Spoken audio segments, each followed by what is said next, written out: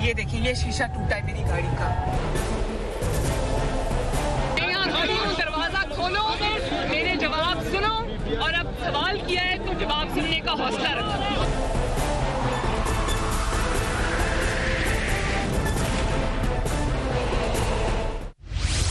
مسلم لیگ نون کی رہنما مریم نواز کی نیب پیشی کے موقع پر ہنگامہ آرائی, کارکنوں اور پولیس میں جھڑپیں. آج ریاستی دہشت گردی کی گئی, میری گاڑی کا شیشہ پتھر مار کر توڑا گیا, مریم نواز کا الزام. ساری ہنگامہ آرائی کی ماسٹر مائنڈ مریم نواز ہیں, وزیر قانون پنجاب راجہ بشارت کا جواب. نیب پر چڑھائی کا منصوبہ رائیونڈ میں تیار ہوا, فیاض الحسن چوہان کا بیان. ملک میں یکساں قومی نصاب کب نافذ ہو رہا ہے, پوچھیں گے وفاقی وزیر تعلیم شفقت محمود سے.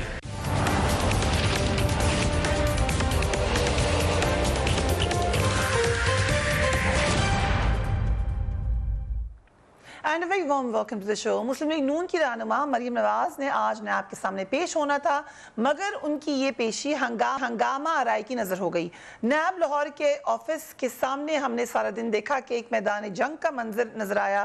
لیگی کارکنوں نے مریم نواز کے ہمراہ نیب آفس میں جانے کی کوشش کی, جس پر پولیس نے انہیں روکا. کارکنوں اور پولیس کے درمیان جھڑپیں ہوئیں, کارکنوں نے پولیس پر پتھراؤ کیا, پولیس نے کارکنوں کو منتشر کرنے کے لیے شیلنگ کی, کافی مار دھاڑ ہوئی, اور پولیس کے کئی کارکن گرفتار کر لیے, پی ایم ایل این کے کئی کارکن گرفتار کر لیے. نیب نے اس کشیدہ صورتحال کو دیکھتے ہوئے مریم نواز کی آج کی پیشی کو منسوخ کر دیا. اب انہیں دوبارہ چند روز بعد طلب کیا جائے گا. مریم نواز نے ایک پریس کانفرنس کرتے ہوئے حکومت پر ریاستی دہشت گردی کا الزام لگایا اور کہا کہ آج انہیں نقصان پہنچانے کی باقاعدہ کوشش کی گئی ہے. Let's watch Maryam Nawaz. ضروری ہے کہ جب میری گاڑی نیب کے نزدیک پہنچی تو مجھے نہیں پتا تھا کہ اس سائٹ پہ عوام کا ایک سمندر ہے. میں نہیں جانتی تھی کیونکہ مجھے گاڑی میں سے نظر نہیں آ رہا تھا. تو اچانک آنسو گیس اور وہ شیلنگ شروع ہو گئی. نیب کے دفتر کے سامنے سے, بالکل سامنے سے, جہاں پہ بیریکیڈز لگے ہوئے تھے, اس کے پیچھے سے, سامنے سے نہیں اس کے پیچھے سے, بیریکیڈز کے پیچھے سے میری گاڑی کے اوپر پتھراؤ ہوا. اور اتنے بڑے بڑے پتھر میں نے خود دیکھے. میری گاڑی بلٹ پروف گاڑی تھی, اس کے باوجود اس کی جو ونڈ سکرین ہے وہ بالکل ٹوٹ گئی ہے. اور بھی بہت کچھ کہا مریم نواز صاحبہ نے, لیکن کیونکہ شفقت محمود صاحب ہمارے ساتھ موجود ہیں اور ادھر سے آغاز کرتے ہیں. شفقت صاحب, آپ لوگوں کا پرائم نعرہ تھا کہ ہم پولیس میں ریفارم کرنے جا رہے ہیں. سو یہ کون سی پولیس تھی جو دوبارہ شیلنگ بھی کر رہی تھی, آنسو گیس بھی پھینک رہی تھی, وہاں پہ لوگوں کو مار دھاڑ بھی کر رہی تھی؟ میرا خیال ہے کہ مریم صاحبہ جو تھیں وہ ایک ڈرامہ کریٹ کرنا چاہتی تھیں اور اس میں وہ کامیاب ہوئی. اور جنہوں نے ان کو کامیاب ہونے دیا, اگر ایڈمنسٹریشن نے یا جس نے بھی, تو میرا خیال ہے کہ وہ یقیناً ان پہ بھی اس نااہلی کا الزام تو آئے گا نا, کیونکہ یہ جو مریم نواز کا تھرو آؤٹ میرا خیال ہے پلان یہ تھا کہ کوئی ایسا ہنگامہ کیا جائے, کوئی ایسا کیا جائے. اور آپ کو پتہ ہے کہ ان کے اندر کے بھی بہت اختلاف ہیں. ایک شہباز شریف گروپ ہے, ایک نواز شریف گروپ ہے. تو شہباز شریف کو نیچے لگانے کے لیے بڑا ضروری تھا کہ اس قسم کا تماشا, اس قسم کا شور, تو یہ پہلے سے پلان تھا. بلکہ میں نے تو خبر سنی ہے کہ جو پتھر تھے وہ تو ان کی اپنی گاڑی میں ٹرانسپورٹ ہوئے, جو کہ تب پتھر لے کے گئے وہاں پہ. اور بسکہ خیز بات ہے کہ ایک بلٹ پروف کار جو کہ ایک مشین گن کی گولی جو ہے اس کو بھی برداشت کر جاتی ہے, وہ پتھر مارنے سے اس کی ونڈ سکرین کریک ہو گئی. تو مطلب کہ یہ تو مذاق بنایا ہوا ہے. تھوڑا سا فلیش بیک میں جائیں, سب ماڈل ٹاؤن ثانیہ ہوا تھا, تو اس وقت ایگزیکٹلی یہی بات نون لیگ کہہ رہی تھی کہ ان لوگوں نے خود پلان بنایا ہے, اور آپ لوگ کہے تھے کہ ریاست کو ریاکٹ نہیں کرنا چاہیے تھا. ماڈل ٹاؤن کا ہنگامہ جو واقعہ تھا, جو شدید ایک واقعہ تھا اور اندوناک واقعہ تھا, اس میں طاہر القادری صاحب کے گھر پہ اور منہاج القرآن پہ پولیس نے جا کے حملہ کیا تھا. بٹ آپ کہتے ہیں ریاست کو ریاکٹ نہیں کرنا چاہیے. حملہ کیا تھا. یہاں تو یہ پہلے سے تیاری کر کے گئے, پتھر ساتھ لے کے گئے. تو بہرحال میں اس سے بات سے میں اگری کرتا ہوں کہ جو بھی وہاں پہ اس انتظام کو سنبھالے ہوئے تھے، کوئی ڈی ایس پی ہوگا، جو بھی ہوگا، ان کو چاہیے تھا کہ وہ یہ جو ان کا پلان تھا اس کو کامیاب نہ ہونے دیتے، اور اس کو کامیاب نہ ہونے کا طریقہ یہ تھا کہ وہ یہ پتھراؤ اور یہ ٹیئر گیس اور اس چکر میں نہ پڑتے، اور اگر یہ ہنگامہ کرنے پہ تلے ہوئے تھے تو وہ وڈرا کر جاتے اور ان کا تماشا جو ہے ساری دنیا کو دکھاتے۔ خیر اب بھی ان کا تماشا ہے، لیکن سے کہ مریم نواز کی سیاست میں واپسی، کیونکہ بڑی خاموشی کے بعد آئے ہیں، بڑی اچھی طریقے سے آپ لوگوں نے کروا دیا نیب کے تھرو اینڈ ایڈمنسٹریشن کے تھرو۔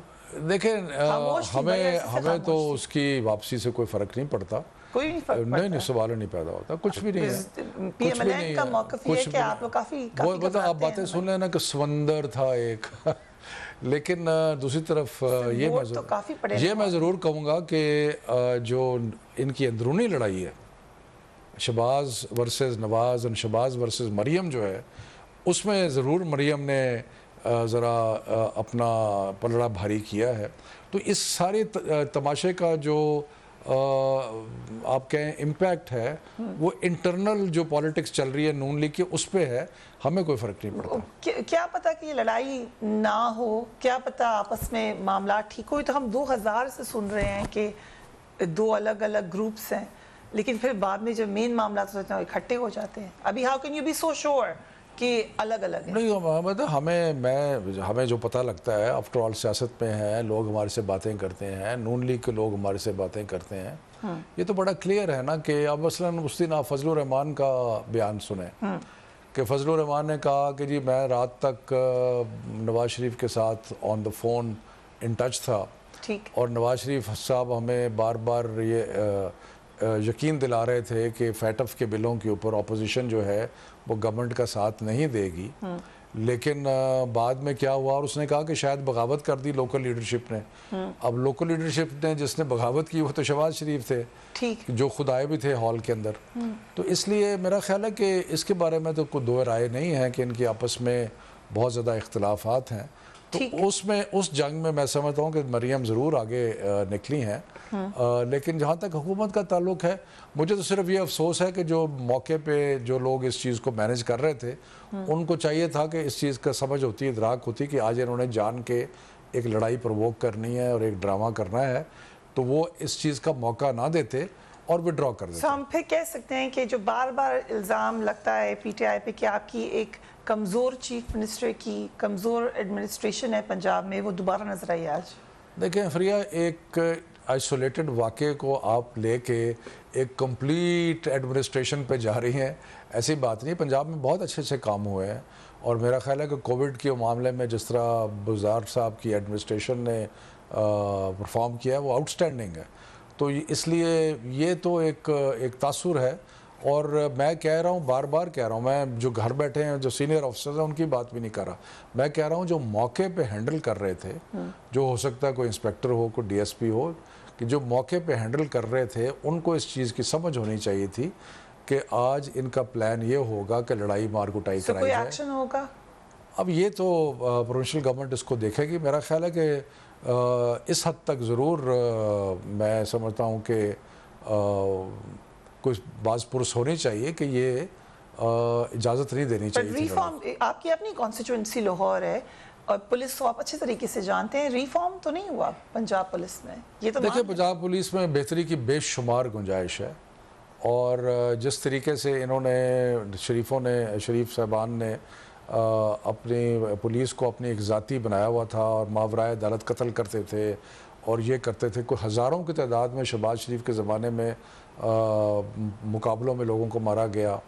تو اس کے بعد پولیس کو ایک مائنڈ سیٹ جو تھا، اور آپ کو پتہ ہے کہ ماڈل ٹاؤن میں جس طرح انہوں نے عورتوں کو ڈائریکٹلی گولیاں ماری پولیس نے، تو اس کے بعد ایک ان کو ریفارم کرتے کرتے بھی تھوڑا ٹائم لگے گا۔ سر اس انکوائری کو تو آپ لوگوں نے دوبارہ ریوزٹ بھی نہیں کیا، ریفارم کی طرف تو آپ گئے ہی نہیں۔ پنجاب پولیس میں ایک سٹیپ ریفارم کر رہے ہیں، میرا خیال ہمارے جو آئی جی ہیں وہاں پہ کافی وہ محنت کر رہے ہیں اور کوشش کر رہے ہیں، لیکن میں کہہ رہا ہوں کہ جب آپ پولیس کو استعمال کریں گے ماورائے عدالت قتلوں کے لیے، اگر آپ پولیس کو استعمال کریں گے اپنی سیاسی، جس طرح انہوں نے ماڈل ٹاؤن کے بعد سانحے میں کیا، جب آپ اس طرح چیزیں کریں گے تو پولیس جو ہے اس کو بہتر پروفیشنل ہوتے ہوتے بھی ٹائم لگے۔ اور آج ہم کہہ سکتے ہیں کہ پولیس کو استعمال ہو گئی یا کر لیا مریم نواز شریف کی سیاست میں واپسی، میری ذاتی رائے اور ان کو نیب سے ریلیف دینے کے لیے بھی، کیونکہ ان کی پیشی نہیں ہو سکی. دیکھیں فریہ میں موقع پہ تو نہیں تھا، کئی دفعہ موقع کے حالاتوں کا جو لوگ وہاں پہ ہوتے ہیں ان کو زیادہ پتہ ہوتا ہے، اس لیے سیکنڈ گیس کرنا بڑا آسان ہوتا ہے. لیکن ایک چیز جو مجھے دور بیٹھے بھی اندازہ ہو رہا ہے کہ مریم صاحبہ کا پلان تھا کہ ہم پرووک کریں جھگڑا، اس لیے پتھر ساتھ لے کے گئے، اس لیے کارکنوں کو اکٹھا کیا کہ لڑائی کرنی ہے.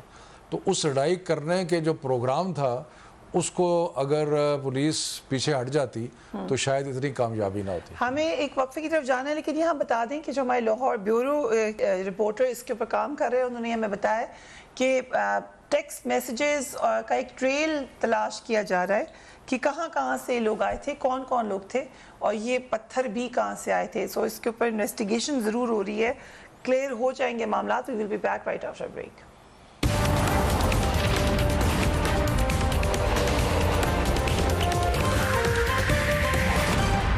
And welcome back. Maryam Nawaz صاحبہ also got an opportunity today کہ وہ بات کر سکیں، حکومت پہ بھی کرٹیسائز کر سکیں. ایک تو انہیں فورن پالیسی کے حوالے سے بات کی، اس پہ بھی ہم آتے ہیں. پہلے جو انہوں نے بات کی گورنمنٹ کے حوالے سے، let's watch that. یہ جو اب ایک آپ دیکھ رہے ہیں کہ اس کو بلا رہے ہیں، اس کو بلا رہے ہیں، تو یہ اسی سلسلے کی ایک کڑی ہے. پاناما بھی ختم ہو گیا، اقامہ بھی ختم ہو گیا، باقی چیزیں بھی ختم ہو گئیں. تو مسلم لیگ نون نے تو بہت سہ لیا، بہت برداشت کر لیا. آپ کو تو اپنی فکر کرنی چاہیے.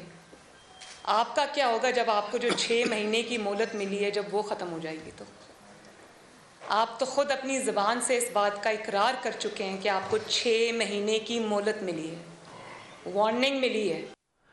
نیب کو ہم نے ایک دم ایکٹیو دیکھا. اس سے پہلے نیب کی ترمیم کی بات ہو رہی تھی. اب کھل کر اپوزیشن کا، خاص طور پہ سپریم کورٹ کی جو کامنٹس تھے، اس کے بعد سب نے یہ ایک ہی موقع بنا لیا ہے کہ آپ صرف اور صرف سیاسی انتقام لے رہے ہیں، کیونکہ کچھ نکلتا نہیں ہے نیب کی کیسز میں سے. لیکن پہلی تو بات یہ ہے کہ نیب کوئی گورنمنٹ کے متحد نہیں ہے، اور میں تو نیب کے ایکشن جو ہے ان کا جواب نیب دے گا. کرٹیسائز تو کر سکتے ہیں یا ایویلیویٹ تو کر سکتے ہیں. لوگ کرٹیسائز کرتے ہیں گورنمنٹ کو کہ جی یہ اریسٹ جو ہے وہ نیب کر رہا ہے گورنمنٹ کے کہنے پہ. میں اس کو ٹوٹلی ڈینائی کرتا ہوں، ایسی کوئی بات نہیں ہے. ٹھیک ہے، بٹ غلط ہوتے ہیں. اور میں یہ کہہ رہا ہوں کہ جہاں پہ نیب کی ایک کمزوری ہے جس کا نقصان گورنمنٹ کو ہوتا ہے، وہ کمزوری یہ ہے کہ جب آپ کسی کے اوپر ہاتھ ڈالیں تو ایسا مضبوط ہاتھ ڈالیں اور پھر انشور کریں کہ انویسٹیگیشن اور پروسیکیوشن جو ہے وہ سارے مرحلے جو ہیں وہ ٹھیک ٹھاک طریقے سے ہوں. اور اس کے بعد تاکہ یہ نہ ہو کہ کوئی 100 دن یا 200 دن یا 400 دن اندر رہتا ہے اور اس کے اوپر فرد جرم بھی جو ہے وہ عائد نہ کیا جائے. شوکت صاحب، آپ تو مذاکرات میں شامل تھے. نہیں، پرابلم بتاؤں کیا ہے. پرابلم یہ ہے کہ ہمارے ملک میں اتنا زیادہ تضاد کہہ لیں یا ڈفرنس کہہ لیں ریاست کی کیپیسٹی پہ اور کرمنل کی کیپیسٹی میں کہ جس کا کوئی حساب ہی نہیں ہے. مثلا ایک کرمنل ہے، وہ کہتا ہے کہ 2-3 ارب کھا جاتا ہے، ٹھیک، اور وہ کہتا ہے کہ میں 50 کروڑ روپیہ صرف اپنے ڈیفنس پہ لگا دوں گا. ایک وہ 5 کروڑ کا وکیل ہائر کرتا ہے، وہ ادھر ادھر سے کوشش کرتا ہے، سارا کچھ کرتا ہے، اور اس کے مقابلے پہ ایک 2 لاکھ تنخواہ والا بندہ نیب کا کھڑا ہوتا ہے یا 1 لاکھ تنخواہ لینے والا انویسٹیگیٹر کھڑا ہوتا ہے. اب مجھے آپ یہ بتائیں کہ جو بندہ 2 کروڑ 4 کروڑ کھا گیا اور اس نے فیصلہ کر لیا کہ اس کا 20% جو ہے وہ میں نے لیگل میٹرز میں لگا دینا ہے، تو اس کا کیسے مقابلہ کیا جا سکتا ہے؟ بیسکلی آپ ایکسپلینیشن دے رہے ہیں ان الزامات کی جو اپوزیشن نے لگائی ہیں. آپ کہہ رہے ہیں کہ یہ ٹھیک کہہ رہے ہیں مگر اس کی وجہ یہ ہے. میں یہ نہیں کہہ رہا ہوں. سارے الزامات زیادہ تر لوگوں پہ بالکل درست ہیں. انہوں نے لوٹ مار کیا ہے، انہوں نے لوٹ مار کیا ہے، انہوں نے تباہ کر دیا اس ملک کو، اور انہوں نے اتنا لوٹا ہے کہ جس کا کوئی حساب ہی نہیں ہے. یہ ان کی حیثیت ہم جانتے ہیں بہت ساروں کی کہ آج سے 30 سال پہلے، ان کی 40 سال پہلے حیثیت کیا تھی اور اب ان کی حیثیت کیا ہے. سو میں یہ نہیں کہہ رہا کہ انہوں نے لوٹ مار دبا کے لوٹ مار کی ہے انہوں نے، لیکن میں یہ ضرور تنقید کر رہا ہوں کہ کیونکہ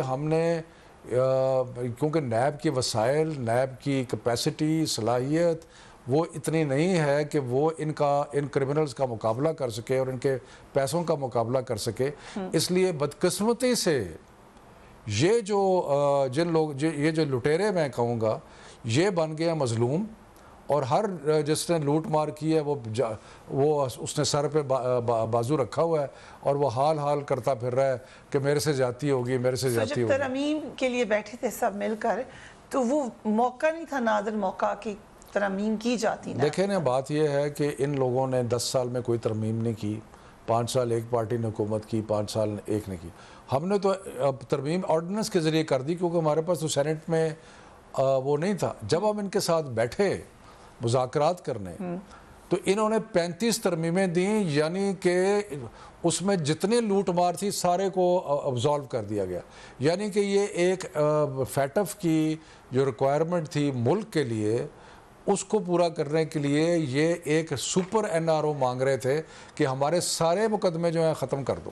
سو اس کا مطلب ہے کہ آپ لوگ بیٹھ کے تو یہ معاملہ حل نہیں کر سکتے؟ ہم یہ نہیں کر سکتے۔ کیا جو نیب زدہ ہو اس کو حق ہے کہ وہ نیب میں ترمیم کرے؟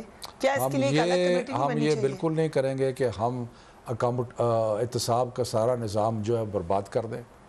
ہم احتساب چاہتے ہیں، ہم احتساب کریں گے، کوشش کریں گے، لیکن جو ادارہ ہے بدقسمتی سے اس کی کیپیسٹی میں بہت پرابلمز ہیں۔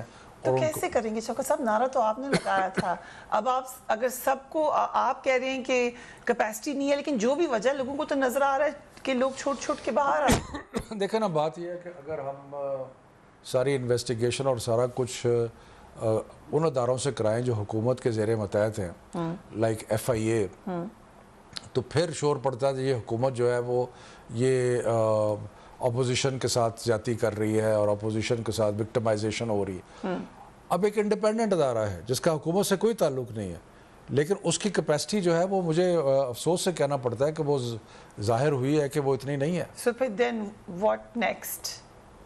اس تمام جو میرا خیال ہے کہ نیب کی کیپیسٹی جو ہے، اس کی انویسٹیگیشن کیپیسٹی، اس کی پروسیکیوشن کیپیسٹی، اس کے وکلاء، اس کے باقی چیزیں، ان کے لیے ہمیں مل کے کوشش کرنی چاہیے تاکہ نیب کا ادارہ مضبوط ہونا ضروری ہے۔ کیونکہ یہ جو کرمنلز جو ہے نا، جو میں نے پھر آپ کو کہا، اگر آپ اندازہ لگائیں، غور کریں اس بات پہ کہ اگر ایک شخص جو ہے وہ 1 ارب روپیہ کھا جاتا ہے اور وہ فیصلہ کرتا ہے کہ میں نے 20 کروڑ روپیہ جو ہے اپنے ڈیفنس پہ لگا دینا ہے، اس کا مقابلہ کرنا نظام میں بڑا مشکل ہے۔ ایک شخص اب چیف منسٹر ہیں پنجاب کے، ان کو بھی بلا لیا نیب نے، خاقان عباسی صاحب نے کہا ہمارے پروگرام میں غلط بیچارہ بزدار کے بارے میں آپ یہ جو باقی لوگ ہیں ان کا تو انہوں نے تو ان بیچاروں کو کس بات میں بلایا جس کا تعلق ہی کوئی نہیں ہے ان کے ساتھ، کہ جی وہ پتہ نہیں کوئی وہ کیا کہتے ہیں شراب کا لائسنس کا جس کا تعلق، لیکن ٹھیک ہے وہ جا کے اپنے ایکسپلینیشن، بٹ یہ باقی لوگ پاکستان کو بیچ دیا انہوں نے۔ غلط بلایا بزدار صاحب پاکستان میں دیکھیں یہ بات میں اس میں نہیں جاتا غلط بلایا یا صحیح بلایا، وہ پتہ لگ جائے گا، لیکن جن لوگوں نے پاکستان کو بیچ دیا، ابھی آپ دیکھیں کہ $1.5-2 کا LNG مل رہا ہے، اور جو انہوں نے کر دیا شاہد خاقان عباسی نے، جس طرح بیچ دیا اس ملک کو، 15 سال کے لیے بیچ دیا ملک کو، تو اس کے بعد جو باقی ہے اپنا یہ لاہور کا جو میٹرو ہے، یہ جو ٹرین ہے، 250 ارب روپیہ لگا دیا اس کے اوپر، اپوزیشن تو کہتی ہے آپ کو BRT میں بھی کرانی چاہیے، 250 ارب روپیہ لگا دیا اس کے اوپر، سارے دوسری پارٹی والوں نے ملک کو نقصان پہنچایا ہے، 250 ارب اس کو چلانے کے لیے آپ کو 20 ارب کی سبسڈی ہر سال دینی پڑے گی، صرف اس لیے کہ ایک بڑے پروجیکٹ سے پیسے کمانے آسان ہوتے ہیں۔ رائٹ، ہم ایک بریک کی طرف جا رہے ہیں، اس کے بعد ہم ایجوکیشن ریفارمز ہونے جا رہے ہیں، اس سے بات کریں گے رائٹ آفٹر بریک۔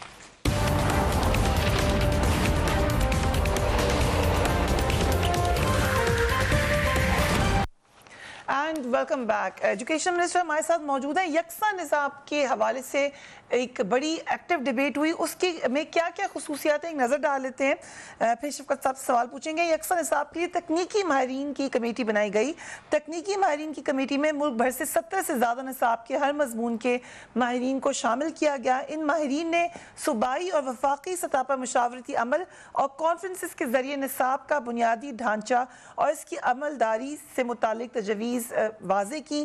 ان تجویز کو تمام صوبوں کی مشاورت سے منظور کیا گیا ہے۔ یکساں نصاب 3 مراحل میں نافذ کیا جائے گا۔ پہلے مرحلے یعنی نرسری اور پہلی سے 5ویں جماعت کے لیے اگلے سال ایک نصاب رائج کیا جائے گا۔ دوسرے مرحلے میں سال 2022 میں 6ٹھی جماعت سے 8ٹھی جماعت تک یکساں قومی نصاب نافذ ہوگا۔ تیسرا اور آخری مرحلہ 9ویں سے 12ویں جماعت کا نصاب ملک میں سال 2030 میں نافذ کیا جائے گا۔ شفقت صاحب، کیا اس سے دور رس نتائج کیا نکلیں گے؟ فائدہ کیا ہونے جا رہا ہے؟ یہ بھی سمجھیں کہ یہ ہم نے کیوں اس کو کیا۔ وائی؟ یس، ہاں، بات یہ ہے کہ ہم نے اپنے تعلیمی نظام کو طبقات میں تقسیم کر دیا۔ جس طرح ہمارا ملک طبقات میں تقسیم ہے، اس طرح تعلیمی نظام بھی طبقات میں تقسیم۔ ایک طبقہ ہے جس کو آپ کہہ سکتے ہیں ایلیٹ انگلش میڈیم سکولز، جن کی سرٹیفکیٹ بھی باہر سے آتے ہیں، جن کی سارا کچھ لنکیج سارے باہر سے ہیں۔ کچھ بچے جو ہیں وہ وہاں پہ پڑھتے ہیں۔ پھر آپ کے لو پینگ پرائیویٹ سکولز ہیں اور سرکاری سکولز ہیں جہاں کا سلیبس جو تھا وہ میٹرک ہے اور ان کی ڈگری ڈیفرنٹ ہے، ان کا حساب کتاب ڈیفرنٹ ہے۔ پھر آپ کے مدارس ہیں، مدارس جو ہیں وہ درس نظامی پڑھاتے ہیں، ان کے سرٹیفکیٹس جو ہیں وہ بھی مختلف ہیں۔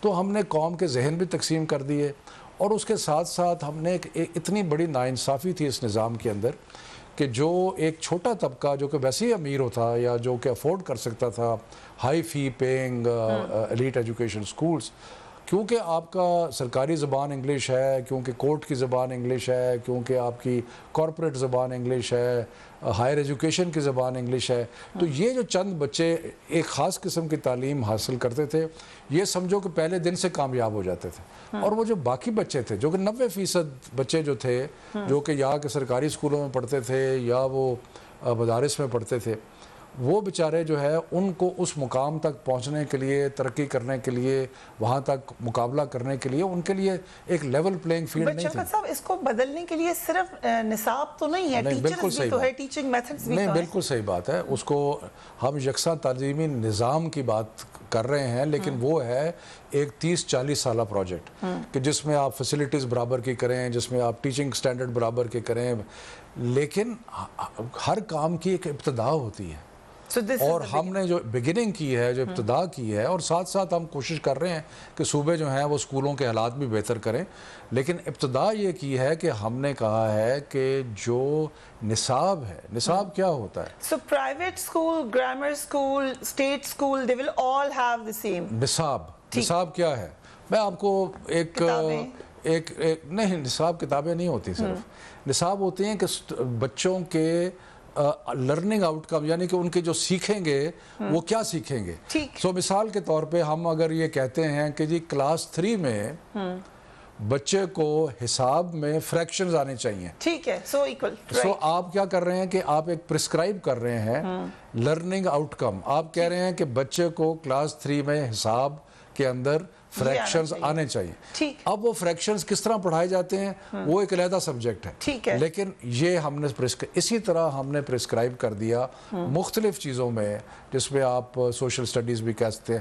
بہت سارا ہمارا ایمفسس اس نصاب میں ایک بچے کی ذہنی اور ذاتی نشو و نما پہ ہے، صفائی پہ ہے، ماحول کے اوپر ہے، کلائمیٹ چینج کے اوپر ہے، ہمارا کیریکٹر بلڈنگ پہ ہے، سٹیزن شپ پہ ہے، ہر کسی کی عزت اور قدر کرنے پہ ہے، اور یہ ہے کہ اپنے مذہب کے علاوہ دوسرے مذاہب کی جو ہے ان کی بھی بٹ آپ نے یہ بھی کمپلسری کیا ہے کہ قرآن کی ٹیچنگ؟ جی بالکل ہم نے کیا ہے، کیونکہ یہ ہماری اسمبلیز کی طرف سے متفقہ قراردادیں ہیں کہ بچوں کو، اور اس میں 2017 میں نیشنل اسمبلی نے بھی ایک بل پاس کیا کہ بچے جو ہیں وہ 1 سے 5ویں تک، جو پہلے 5 سال پرائمری جسے کہتے ہیں، اس میں قرآن اور ناظرہ جو ہے وہ ہوگا، تو وہ ہم نے اس کے مطابق کیا ہے۔ اس میں جو ایک خبر گردش کر رہی ہے کہ مدارس سے ٹیچرز آئیں گے پرائیویٹ سکولز میں اور وہ یہ کلاس لیا کریں گے، اس میں کتنی صداقت ہے؟ مطلب مجھے تھوڑا افسوس بھی ہوتا ہے کہ لوگ جو ہیں وہ جعلی چیزوں کو ہم نصاب بنا رہے ہیں، ہم کو نوکریاں نہیں دے رہے، لیکن مدارس کے ساتھ انٹریکشن میں کسی ایک سجیشن آیا تھا کہ جی جو قرآن کو صحیح تلفظ کے ساتھ قرآن شریف کو پڑھانے کے لیے جو مستند قاری ہیں وہ پڑھائیں، ساتھ یہ بھی آیا کہ اگر وہ اویلیبل نہ ہو تو آڈیو کیسٹ لے لیں۔ یہ ایک سجیشن تھی، ہم نے کہا کہ یہ جو استاد رکھ رہے ہیں نہ رکھ رہے ہیں یہ اسکول کے اوپر ڈیپینڈ کرتا ہے. وہ اپنے اگر آڈیو کیسٹس رکھنا چاہتے ہیں تو وہ کر لیں, اگر وہ کسی اپنے کسی جو ایگزسٹنگ ٹیچر ہے اس سے پڑھانا چاہتے ہیں اس سے یہ ہمارا ایشو نہیں ہے. سو فرسٹ فیز میں اٹس اپ ٹو پرائمری, لیکن یہ آگے تک جائے گا. جو تھریٹ ہوئی او لیول کیمبرج سسٹم کو, جس پہ آپ نے ٹویٹ بھی کی کہ یہ بھی ایک مسکنسیپشن ہے, لیکن الٹیمیٹلی ایک نصاب پہ کیسے لائیں گے آپ؟ دیکھیں بات یہ ہے کہ ہم 2022 میں 6ویں سے 8ویں تک کر دیں گے, پھر 2023 میں 9ویں سے لے کے 12ویں تک کر دیں گے. ٹھیک ہے, اور ہم ختم نہیں کر رہے او لیول اور اے لیول, لیکن ہم سمجھتے ہیں کہ ہمارا نصاب اتنا اچھا ہے اور ہمارے جو سٹینڈرڈز ہیں اور ہمارے سسٹم میں لوگوں کو فائدہ ہوگا اگر میں نام اگر پرانے استعمال کر لوں کہ ان کو فائدہ ہوگا کہ وہ میٹرک اور ایف اے کریں.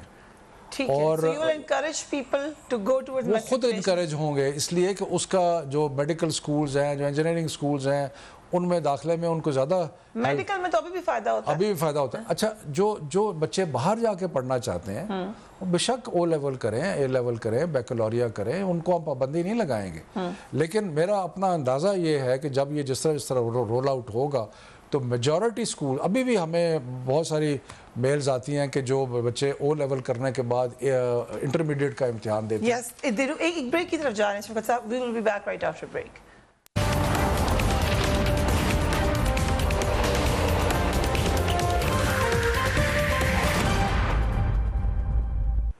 And welcome back. یکساں نصاب پہ ایک اور سوال جو یہ ہوتا ہے کہ میڈیم کیا ہوگا پڑھانے کا, انگریزی یا اردو؟ دیکھیں جی, میڈیم وہ ہوگا جس بچے کو سمجھ آئے. جب میں اسکول گیا تو پہلے 1 سال میں جو انگریزی اسکول میں داخل کرایا میرے والدین نے, تو پہلا 1 سال تو مجھے کوئی سمجھ نہیں آ رہی تھی ہو کیا رہا ہے, کیونکہ میں تو گھر میں پنجابی بولتا تھا اور وہاں پہ انگریزی بولتے تھے اور مجھے تو کوئی سمجھ نہیں آتی تھی. بہت سارے ہمارے بچوں کے ساتھ کوئی ریئر والدین ہوں گے جو کہ گھر میں انگریزی بولتے ہیں بچوں سے. 99.9% آئی ووڈ سے کہ لوگ ایسے ہیں جو گھر میں یا اردو بولتے ہیں یا اپنی کوئی اور زبان بولتے ہیں, سندھی بولتے ہیں, پنجابی بولتے ہیں, پشتو بولتے ہیں, براوی, بلوچی, یہ ساری زبانیں بولتے ہیں. تو ہم نے یہ کہا ہے کہ یہ نصاب ہے, یعنی کہ یہ ہم آؤٹ کمز چاہتے ہیں, اس کو آپ جس زبان میں مرضی پڑھائیں. انگلش اور اردو ایک سبجیکٹ کے طور پہ پڑھائے جائیں گے. انگلش ایز اے لینگویج پڑھائی جائے گی, جس طرح فورن لینگویج ہوتی ہے, اردو بھی پڑھائی جائے گی. لیکن باقی اگر جو بھی ایکسپلینیشن میڈیم ہے, انسٹرکشن ہے, وہ ہوگا. مثلا اس سے یہ ہے کہ صوبے جو ہیں اپنی مرضی کر سکتے ہیں. مثلا صوبے جو ہیں, اور میں ویسے آپ کو ایک بتا دوں, پوچھنے لگی تھی سب صوبے آن بورڈ ہیں آپ کے ساتھ؟ سب صوبے آن بورڈ ہیں. میں یہ کہہ رہا ہوں کیونکہ ہم نے اکیلے کام نہیں کیا, یہ ہم نے سب کو ساتھ ملا کے کیا ہے. اور کیونکہ دیکھیں یہ کریکلم کا کام صوبوں کی رضا اور مرضی کے بغیر ہو نہیں سکتا. سو ان کو ہم نے ساتھ ملایا, ان کو ہم نے اس کے بنانے کے عمل میں بھی ساتھ بنایا.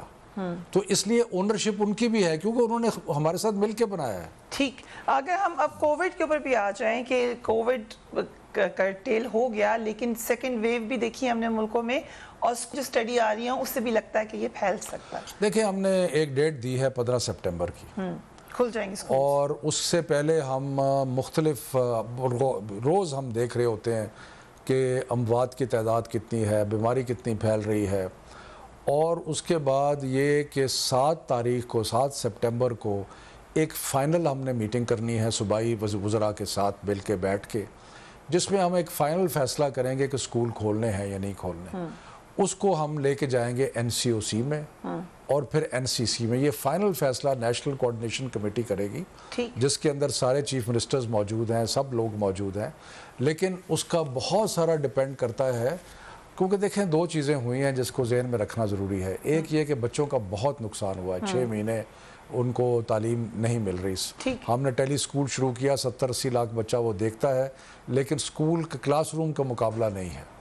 سو ایک تو یہ ہو رہا. دوسرا, آپ کی جو پرائیویٹ سکولز ہیں وہ زیادہ تر بند ہو رہے ہیں, کیونکہ وہ لوگوں کو پاس اب ان کو کرایہ دینے کے لیے, چلانے کے لیے, سو ایک طرف ان کی طرف سے بھی ایک ریکوائرمنٹ ہے. لیکن ہمارے لیے اولین چیز ہے بچوں کی صحت, اور بچوں کی صحت کا ہم ذہن میں رکھ کے 7 سپٹمبر کو فائنل فیصلہ کریں گے. اور یہ بھی ہو سکتا ہے کہ ہم سٹیگرڈ کھولیں, کہ چند کلاسوں کو بلا لیں، چند کلاسوں کو لے لیں اور ایس او پیز امپلیمنٹ کر کے کریں، تو اس طریقے سے بھی ہو سکتا ہے. یہ سارا کچھ وقت گزرنے کے ساتھ ہم بتائیں گے. شکر محمود صاحب، thank you so much for giving اس ٹائم. اہم معاملات پر ہم نے بات کی. Do give me your feedback. اپنا اور اپنے گھر والوں کا خیال رکھیے. اللہ حافظ.